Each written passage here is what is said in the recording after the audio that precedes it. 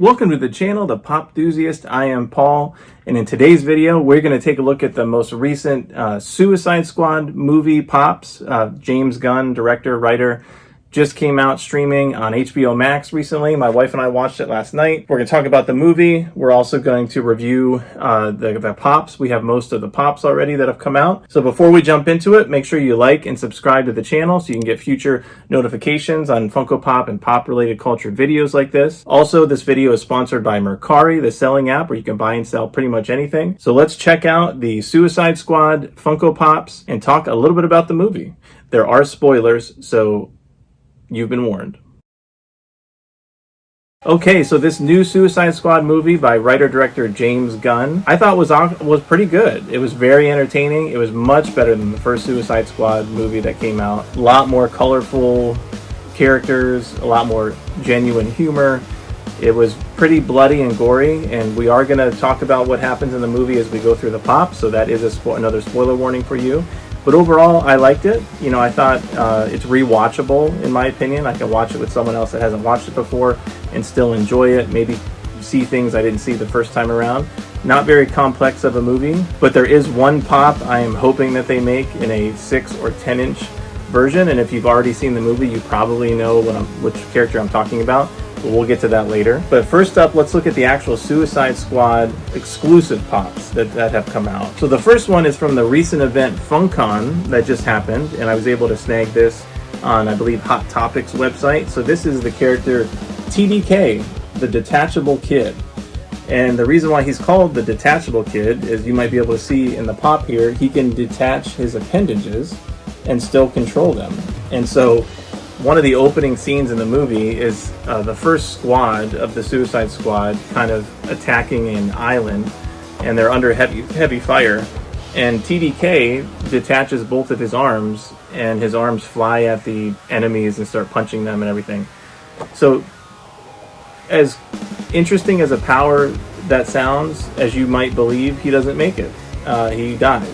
So let's take a look at him out of box. So here he is, TDK, the Detachable Kid. So he has one arm detached, and he's holding it in this pose, which does not happen in the movie. This pop reminds me of the Black Knight pop from the Monty Python and the Holy Grail, who similarly has his appendages kind of come off in that movie, which is very funny. So here he is. This is the Black Knight with his appendages gone, and there's blood shooting out of his arms. And really cool feature of that pop, which was an Entertainment Earth exclusive. The original version didn't have the arms come off, but the arms actually are off, and so they just come with him in the box, laying in the box. So here is his pop. Again, this was a FunCon exclusive through Hot Topic, so it was really neat. So again, this character was in the movie for like maybe 10 minutes, as was a lot of the initial squad of characters that, spoiler alert, does not survive. So some other memorable mentions, or kind of RIP characters that died on that island that do not have a pop version, at least not yet, are Javelin, which is a guy that throws a javelin. Weasel, which is a human-like weasel-looking character. There is Mongol, which is the daughter, I believe, of Mongol, who is a kind of big bad superhero villain. There's the character who played one of the villains from The Walking Dead and also played Yondu from the Guardians of the Galaxy movie. He plays a character that I can't remember the name, but he can throw things really accurately. Blackguard, who doesn't have a pop. A pop that is coming in the mail from Walmart exclusive that I don't have yet. Boomerang. So Boomerang was in the first movie, and he is again in this movie. I don't even think he has a couple lines on the helicopter flight to the island. So he has a pop, as does TDK, of the initial squad that doesn't make it on the first island. So that should be coming in the mail, the Boomerang pop. The other exclusive that has not come out yet is one of the main characters played by Idris Elba, Bloodsport, and it's an unmasked version of Bloodsport. That's going to be a Funko Shop exclusive, so I'm looking forward to that dropping, and I'll pick one of those up. And the only other variant that I'm aware of is a Harley Quinn variant, and of course Harley Quinn is in the Suicide Squad movie. This time this is an Amazon exclusive where she's in a different costume, her red dress, which we'll talk about a little bit when we get to the common version of this pop. But this red dress version of Harley is initially, when she gets into the red dress, she's captured by the bad guys, this militia that's trying to take over the Corto Maltese, and the enemy leader wants to marry her, and they gave her this really beautiful red dress before she kills a lot of people. But this is the outfit that she's in. This is before it kind of gets ripped up, that she's in for the majority of the movie. So here is kind of happy Harley Quinn in her red dress. And I think there might be a Diamond exclusive of this same pop that's a Target, shared with Target. I think it may even come with a t-shirt, but I don't have that or not interested in that. So now let's look at the common pops that have come out. So we do have all of the common pops. So this was a really neat cast of characters that really played off each other really well in the movie. Many of them die, and so we'll talk about that as we go. But first up, let's start with the leader of the group that was the leader of the first movie. I think it's the same actor who plays Rick Flag. So Rick Flag also continues in this new Suicide Squad movie, and he's still working for Amanda Waller, leading this kind of ragtag group of villains. So he and Harley Quinn are with the first squad that pretty much all of them die except for him and Harley Quinn, and he gets taken by the rebel good guy forces, and eventually meets up with the second squad, which is the remainder of these pops are the characters in the second squad, who are the main characters of the movie that last throughout most of it. But spoiler alert, eventually towards the end, Rick Flag does die. So he does get killed towards the end of the movie. I won't spoil how, but he does not make it. But in this picture, in this pop, he's got the kind of the animation on his shirt. Looks like a mouse or something holding up a sign with his camo pants. And he's got some scratches there on his forehead. So there is Rick Flag. Next up, we have two different versions of Harley Quinn. One is her red dress, kind of more ripped, mobile variant that she's in for the most of the movie, carrying the javelin from the character Javelin, who he gifts it to her essentially as he's dying and asks her to carry it on. And then this is her outfit when she's raiding in the first squad, kind of raiding the island. So kind of a classic Harley Quinn outfit. So let's look at these out of box. So here she is out of box. Here's her initial outfit in the movie where she's storming the island with the first group of the Suicide Squad that mostly don't make it. And this is after she gets the javelin from Javelin. And then here's the red dress action Harley version with, again, the javelin, which the javelin comes in handy to take out or help to take out the big bad at the end of the movie. So we're not going to talk much about that right now, but the javelin does have a purpose throughout the whole movie. So next up we have the leader of the second group of Suicide Squad folks that come in and try to rescue Harley Quinn and Rick Flag.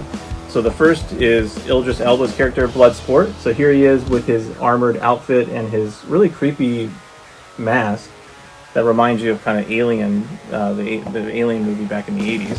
So here's a closer look at that. Really neat, again, Alien kind of looking scary helmet. But he's a regular guy with just super efficient military and fighting skills. So he's got this armored outfit that has a whole bunch of weapons that he can access.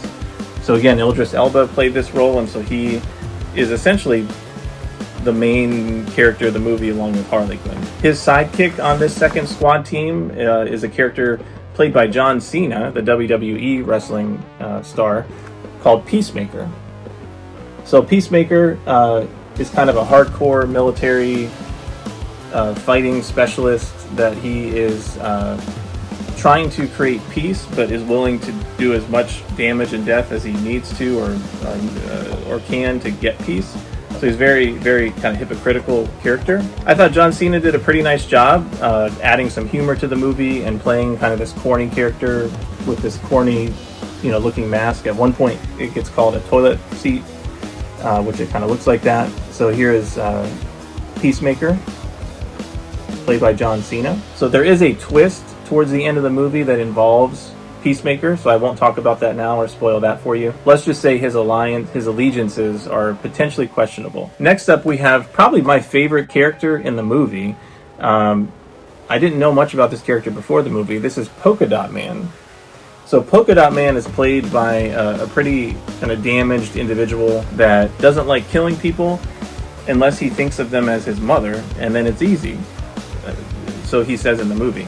So there's a really couple funny scenes in the movie where we see the world through his eyes, and every character, every person in the movie looks like this mom character of his. It's really funny. But anyway, so he shoots polka dots at people, and they're polka dots. He reveals that he has this interdimensional virus that kind of has to come out of him twice a day or he'll die. And so he shoots these polka dots, and they're pretty deadly.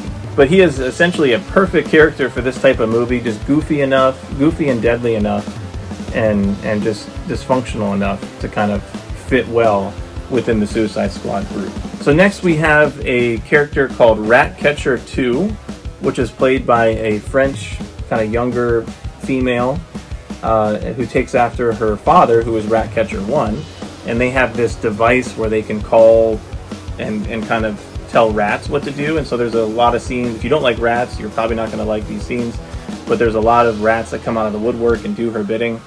And so she's one of the main characters and kind of survives throughout the movie.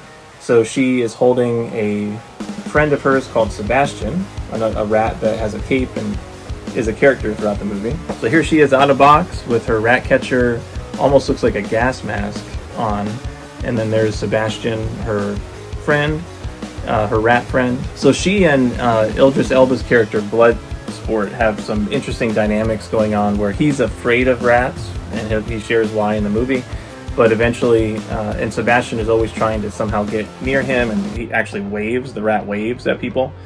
So again, goofy kind of character, but again, James Gunn's able to fit all these characters in a cohesive-ish movie, and they all have some parts to shine. And finally, what I thought would be, and probably for most people, the fan favorite of the movie, it's to be determined, is the lovable but deadly King Shark.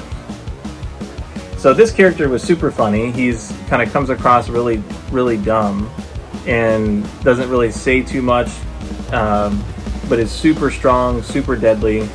So let's look at him out of box. So here he is, kind of waving with a smile and some kind of surfer shorts on, which he wears throughout the whole movie for some reason. So he is believed to be a descendant of some sort of a shark god, is what they talk about in the movie. But he kind of plays the strong guy role for the team and survives throughout the end of the movie and plays a pretty significant role in kind of taking down the big bad at the end. But he is super tough, and I don't think he is anything in the comic books. I don't think this character is anything like what the movie character portrayed him as. He's kind of the fun-loving, lovable, not too bright, but very deadly, cute-ish character of the movie. So I definitely expect to see a lot of King Shark type merchandise come out of this movie, and King Shark type collectibles and things like that. But anyway, really cool character. So there are the common pops and some exclusives that we talked about.